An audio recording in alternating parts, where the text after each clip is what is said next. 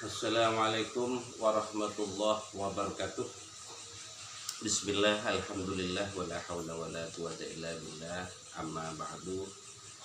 eh, Pada kesempatan ini saya ingin memberikan tanggapan terhadap video viral yang terkait dengan penjelasan narasi yang dibangun oleh Dr. Lois, yang sudah viral di masyarakat yang akhirnya menimbulkan kontroversi. Saya sebagai salah satu tenaga kesehatan dengan kompetensi, keahlian, dan profesi apoteker, maka merasa terusik untuk memberikan tanggapan karena beberapa hal yang disampaikan itu kurang memenuhi unsur-unsur dan kaidah-kaidah keilmuan tentang kesehatan. Banyak narasi yang disampaikan itu tidak komprehensif, menyimpang, dan bahkan menyesatkan. Itu perlu saya sampaikan bahwa saya adalah Abdurrahman, sarjana sains apoteker. Saya anggota daripada organisasi profesi Ikatan Apoteker Indonesia dengan sertifikat kompetensi yang masih berlaku, surat tanda registrasi apoteker yang juga masih berlaku, dan sekaligus kartu keanggotaan yang berlaku hingga tahun 2025. Berbeda dengan Dr. Lois tadi, bahwa disampaikan oleh beberapa informasi bahwa dia tidak lagi menjadi anggota ID, dan sekaligus surat tanda registrasi dokternya itu sudah kadaluarsa. Nah, Bapak Ibu sekalian, bahwa ada beberapa hal yang sempat saya catat terkait dengan apa yang disampaikan oleh Dr. Lois dalam podcast bersama salah satu sumber podcast yang lagi viral. Itu satu, bahwa melihat dari narasi yang dia bangun, maka saya secara pribadi meragukan wawasan keilmuan, terutama ilmu kedokteran yang dimiliki. Terbukti bahwa dia kurang punya kemampuan untuk menjelaskan terminologi kedokteran, walaupun itu terminologi sederhana. Salah satunya tentang konsep anti-aging atau terminologi anti-aging yang dia jelaskan. Artinya bahwa dia menjelaskan anti-aging itu bukan penundaan atau anti penuaan, bahwa sebenarnya kalau kita lihat anti-aging itu adalah kontra, menolak. Aging itu adalah penuaan.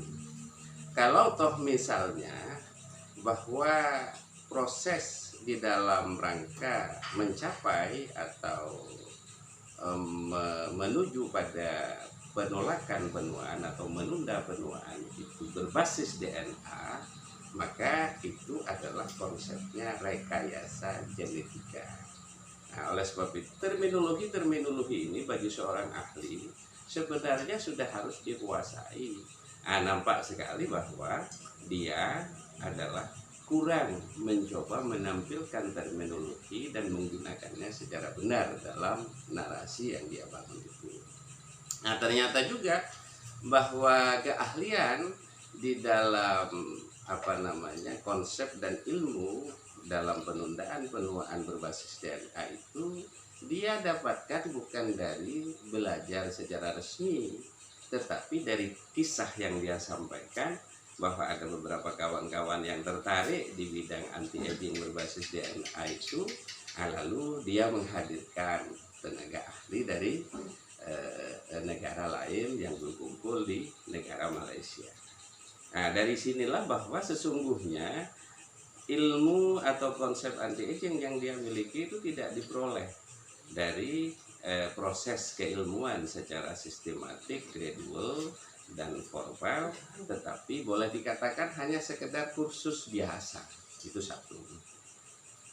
Yang kedua, bahwa terkait dengan pemeriksaan tracing terhadap keberadaan virus di dalam tubuh, dia menyebutkan bahwa terkait dengan alat-alat tes yang disebut dengan alat-alat setan itu, tetapi bahwa dia menyebutkan tidak mungkin ditemukan virus di dalam darah.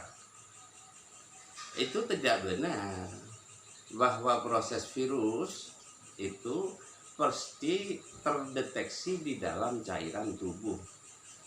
Bahwa di dalam darah itu juga ada virus-virus yang struktur kimianya itu memenuhi syarat terbuktinya adanya virus-virus dengan struktur kimia tertentu yang mirip bahkan identik dengan virus COVID-19 melalui rapid test tadi yang lewat darah.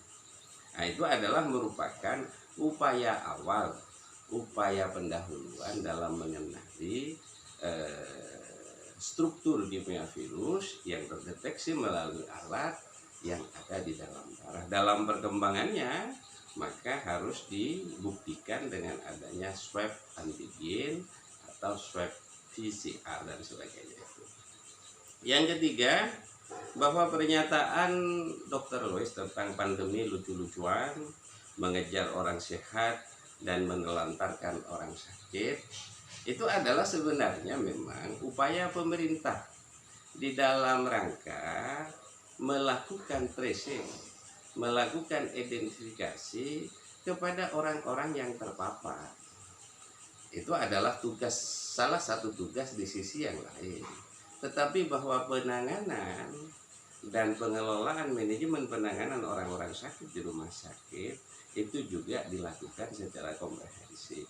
Bahwa ada manajemen di sini, ada pengelolaan penyediaan oksigen, penyediaan obat dan sebagainya. Ini nampaknya memang di beberapa tempat diakui seperti itu, tetapi ini butuh memang ada political will segera dari seluruh komponen pengampu kebijakan, dari pusat hingga daerah, dari pemerintah pusat, provinsi hingga kabupaten kota. Oleh sebab itu persoalan ini bukan menjadi persoalan yang dianggap lucu-lucuan, tetapi perlu ada kerja bersama menuju proses penanganan pandemi yang lebih baik. Yang keempat, bahwa tahapan diagnosa terhadap hasil tes lab itu bukan penentu utama, tetapi penentu penunjang. Dr. Lois menyampaikan bahwa ada anamnesia yang harus dilakukan sebelum pemeriksaan laboratorium. Memang benar bahwa dalam konsep pemeriksaan itu adalah anamnesia atau bertanya jawab tentang kronologi yang dialami oleh si sakit, itu memang salah satu tahap yang wajib. Tetapi pada konsep pengobatan sekarang, karena itu sifatnya subjektif, maka butuh informasi-informasi yang sifatnya objektif berdasarkan hasil pemeriksaan laboratorium. Dan pemeriksaan laboratorium ini teknologinya sudah sangat mutakhir, bahwa sudah bisa mengukur indikator-indikator penyakit yang sifatnya sudah sangat tak bisa dideteksi secara kasat mata. Oleh sebab itu hasil pemeriksaan laboratorium ini merupakan informasi penting dan utama, penting setelah anamnesia dalam penegakan diagnosa, sekaligus dalam menentukan drug of choice, pilihan obat yang akan diberikan kepada pasien itu. Itu jadi bahwa hasil lab dinafikan oleh Dr. Lois itu saya secara pribadi sangat tidak setuju, karena hasil laboratorium itu adalah merupakan keniscayaan saintifik yang perlu kita gali dalam rangka menjamin penegakan diagnosa penyakit yang benar dan valid itu. Yang kelima, ada terminologi plandemi versus pandemi. Nah, untuk persoalan ini saya sungguh tidak bisa berkomentar, tetapi saya berpikir positif bahwa tak ada pandemi atau pandemi yang direkayasa dalam konsep COVID yang ada di Indonesia. Saya secara pribadi sangat percaya betul kepada Presiden Republik Indonesia Bapak Jokowi beserta para menterinya dan para legislator yang ada di Senayan, bahwa mereka betul-betul concern menangani COVID ini dalam rangka menyehatkan dan mengendalikan virulensi daripada pandemi ini demi kesehatan bangsa dan negara. Nah, oleh sebab itu hal-hal yang terkait ini saya berada pada pemikiran positif bahwa pemerintah sudah berusaha dan ada pada upaya-upaya yang sudah maksimal. Mengenai di sana sini masih ada beberapa kepentingan yang mungkin ada pada masing-masing pihak, maka itu adalah mungkin persoalan yang segera harus ditangani. Nah, seperti pernyataan dari Dr. Siti Fadilah Supari yang merupakan Menteri Kesehatan pada masa era Bapak SBY dulu, bahwa berbeda, bahwa pandemi virus SARS flu burung yang pada saat itu dengan sekarang itu sangat berbeda. Artinya bahwa beliau dalam posisi ini tidak menolak pandemi, tetapi bahwa beliau menolak penekanan atas pemakaian vaksin yang dibuat oleh luar negeri, dalam hal ini adalah Amerika. Tetapi beliau tahu bahwa virus SARS yang ada itu memang ada di Indonesia dan akan berakhir sesuai dengan tingkat kekebalan daripada suspek atau inang yang ada di sana. Yang keenam, dari apa yang disampaikan yang kontroversi dari Dr. Lois adalah hasil positif PCR dengan keadaan asidosis laktat di dalam tubuh. Itu sebenarnya saya tidak sepakat. Nampaknya Dr. Lois ini adalah penganut Antoine Beckham di dalam melakukan konsep membangun kesehatan dan pengobatan. Antoine Beckham ini memang berpikir bahwa tubuh ini merupakan sumber penyakit dan sekaligus sumber pengobatan. Nah, sumber penyakit dan sumber pengobatan ini terletak kepada tingkat keasaman dan tingkat kebasaan tubuh. Nah, jika tubuh dalam kondisi asam, yaitu asidosis, karena asam laktatnya banyak, maka akan mudah terserang penyakit. Nah, terus jika tubuh dalam keadaan basah, maka oksigen banyak sehingga terjadi oksidasi yang menyehatkan, begitu maka tubuh akan sehat. Konsep ini sebenarnya adalah memang perlu kita pahami lebih mendalam. Tidak bisa bahwa kita lalu melakukan bahwa semua disebabkan karena asidosis laktat yang ada di dalam tubuh, yang disebabkan salah satu yang disebutkan oleh Dr. Lois adalah konsumsi obat. Ya, konsumsi obat. Nah, ini masih perlu dilakukan kajian lebih mendalam karena ini persoalan yang terkait dengan hal-hal yang butuh penelitian. Tetapi bahwa memang benar bahwa tubuh yang asam itu akan menyebabkan rentan dengan penyakit, iya. Tetapi apakah obat-obatan yang dimaksud itu adalah menyebabkan asidosis laktat, itu adalah perlu dikaji lebih mendalam, sehingga tidak bisa disimpulkan seperti itu bahwa PCR positif lalu disebabkan karena asidosis laktat di dalam tubuh. Itu yang terkait dengan itu. Jadi sangat kurang relevan kajian daripada Dr. Lois ini. Terus yang ketujuh adalah interaksi obat versus gejala yang ada pada gejala virus yang ada pada manusia. Tentang interaksi obat ini, saya sungguh sangat termasuk bahwa kematian dari pasien yang ada di rumah sakit itu sebenarnya bukan disebabkan oleh virus, tetapi disebabkan oleh interaksi obat. Dengan menggambarkan tentang dokter spesialis paru memberikan obat ini, dokter spesialis jantung memberikan obat ini saya sangat menentang ini. Saya sangat tidak setuju. Bahwa interaksi obat ada itu iya, tetapi semua itu sudah difikirkan dan dipertimbangkan oleh penegakan diagnosa dan pemilihan obat. Bahwa setiap dokter spesialis memberikan obat itu tidak benar. Jadi di dalam rumah sakit terhadap satu pasien dengan komplikasi berbagai macam penyakit itu tidak dituliskan bahwa setiap penyakitnya itu ada obatnya dan ditulis oleh dokter masing-masing, tidak. Bahwa ada persoalan paru-paru, ada persoalan jantung dengan dokter spesialisnya, mereka itu kumpul bersama lalu diteliti akar persoalan yang terkait dengan penyakit yang berlangsung atau yang diderita oleh pasien. Nah, di akar masalahnya itu, di sumber penyakitnya yang menyebabkan semua komplikasi itulah akhirnya dituliskan resep yang semakin ahli dokternya semakin tidak banyak obat yang ditulis, ya.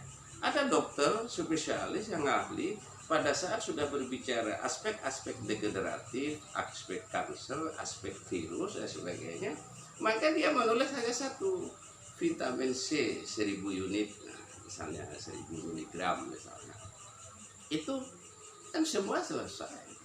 Jadi bahwa dokter spesialis dinafikan oleh dokter yang kebetulan tidak spesialis ini, dokter Louis ini bahkan itu sungguh-sungguh saya merasa kecewa. Artinya tidak ada penghargaan sama sekali kepada para dokter yang telah berusaha bersusah payah, mereka berembuk bermusyawarah untuk menentukan pilihan obat yang tepat. Interaksi obat itu sudah dipelajari secara komprehensif oleh para dokter, oleh para apoteker, bahwa antara obat yang satu dengan yang lain itu akan ada interaksi ke arah negatif maupun ke arah positif. Itu sudah, dan pemberian obat di rumah sakit itu sudah on the track begitu ya. Bahwa ada kejadian-kejadian khusus itu adalah hanya 1-2 yang memang kadang-kadang di beberapa tempat itu mungkin terjadi malpraktek dalam pemberian obat, tetapi itu langsung diketahui oleh organisasi profesinya masing-masing. Kalau dokter ya Ikatan Dokter Indonesia, kalau apoteker ya Ikatan Apoteker Indonesia. Itu yang ke-8. Yang ke-9 yaitu tadi tentang asidosis laktat itu, ya. Jadi memang di Indonesia ini sebenarnya ada 2 mazhab yang dipakai dalam konsep pengobatan dan konsep peningkatan kesehatan di Indonesia. Satu adalah mazhab Louis Pasteur, yaitu yang mengarah kepada kuratif, jadi sakit dulu begitu, lalu pengobatan dengan obat-obat yang telah ditemukan itu dilakukan. Tetapi juga Indonesia menganut mazhab Anthony Beckham yang menganggap bahwa tubuh manusia itu adalah sumber penyakit dan sekaligus di dalamnya memiliki kemampuan untuk mengobati.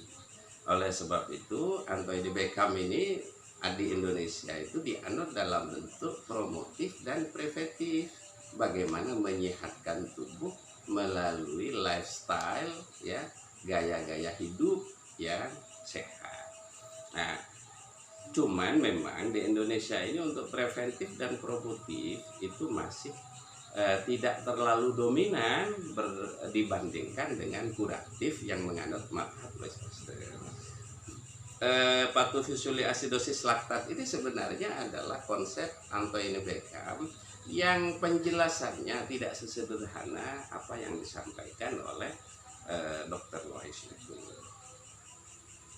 mengenai logika wabah di Wuhan dan wabah di Indonesia, tentang suspek yang mati bergelimpangan di Wuhan itu berbeda dengan Indonesia. Memang iya, karena di Indonesia ini sejak awal sudah ditangani dengan pertama tracing, yang kedua treatment, yang ketiga itu adalah pengobatan yang komprehensif. Oleh sebab itu maka di dalam rangka mencegah penularan, maka mata rantainya yang diputus oleh pemerintah, dalam hal ini Satgas COVID-19, mulai dari tingkat pusat maupun tingkat daerah. Oleh sebab itu maka yang terjadi adalah memang masyarakat dilakukan tracing secara masif.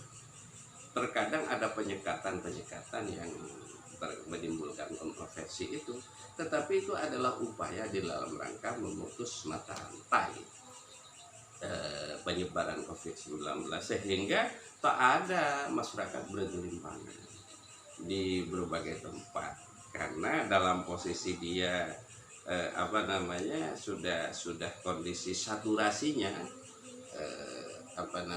di bawah 90% begitu. Terus gejala-gejala sedikit, mereka posisinya ingin mengetahui lebih jauh, sehingga banyak pasien-pasien yang ada di rumah sakit, dan ini memang butuh penanganan ekstra. Itu yang terkait dengan perbedaan Wuhan dan di Indonesia. Yang ke-12 ya, ini terkait dengan kompetensi daripada Dr. Lois ini. Sudah disebutkan tadi bahwa memang kompetensi beliau itu adalah dokter umum di sebuah perguruan tinggi yang ada di Jakarta, tetapi dia akhirnya ikut kursus tentang anti-aging berbasis DNA di Malaysia bersama kawan-kawan. Jadi berbicara tentang virus, berbicara tentang organ paru secara mendalam, serta virus secara detail, itu mungkin betul sangat diragukan. Terus dia menyebutkan bahwa apa yang dia sampaikan bersama tim podcastnya itu adalah menyebar kebenaran melalui media, karena media mainstream sudah tidak bisa, ya, karena memang media sosmed, sosial media ini bebas. Oleh sebab itu kami menyampaikan di sini bahwa kebenaran yang dimaksud itu adalah kebenaran versi beliau, versi Dr. Lois dan tim. Oleh sebab itu saya menyampaikan di sini bahwa apa yang disampaikan oleh Dr. Lois itu sebagian besar adalah menyimpang, sesat, dan menyesatkan.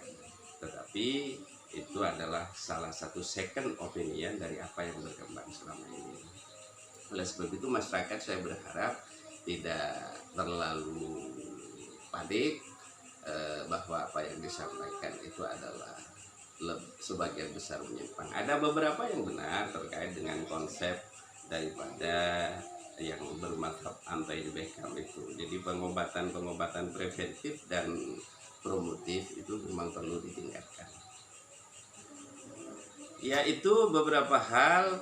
Terus apakah perlu vaksin? Ya, apakah perlu vaksin?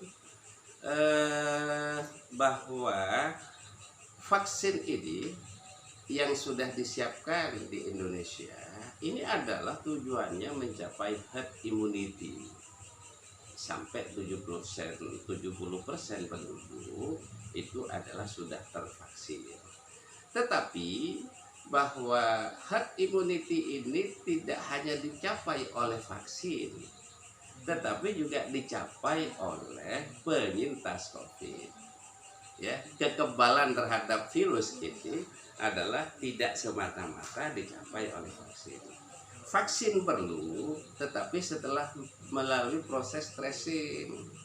Kalau misalnya masyarakat yang sudah tersintas oleh COVID itu dihitung dengan benar, katanya Dr. Siti Fadila Supari, bahwa data itu penting. Itu saya sepakat kepada Dr. Siti Fadila Supari. berapa banyak penduduk yang sudah menjadi penyintas, berapa banyak penduduk yang sudah divaksin, dan berapa banyak warga dan penduduk yang belum tervaksin. Maka vaksinasi dan penyintas, kekebalan yang diperoleh dari vaksinasi dan kekebalan yang diperoleh secara alamiah karena pernah menjadi terpapar COVID itu harus dihitung. Kalau sudah 70%, maka herd immunity di Indonesia tercapai. Jadi vaksin tetap perlu, ya. Jadi pemikiran-pemikiran Dr. Lois menafikan vaksin itu saya sangat tidak setuju. Tetapi bahwa vaksin itu perlu dihitung dengan benar kebutuhannya, itu iya. Saya kira itu beberapa hal yang bisa saya komentari dari apa yang disampaikan oleh Dr. Lois. Mudah-mudahan ini bermanfaat, dan kurang lebihnya saya juga mohon maaf. Apa yang saya sampaikan ini masih dalam bentuk informasi dan tanggapan pada sisi superficial permukaan, karena ini adalah persoalan yang betul-betul terkait dengan pengolahan data objektif yang perlu diolah, sehingga saya sepakat Dr. Siti Fadilah Supari, sehingga kebijakan dan keputusan dalam penanganan pandemi ini komprehensif, terarah, sistemik, dan berdampak secara nasional. Jadi tidak parsial dan krusial seperti itu. Demikian, kurang lebihnya mohon maaf. Wassalamualaikum warahmatullahi wabarakatuh.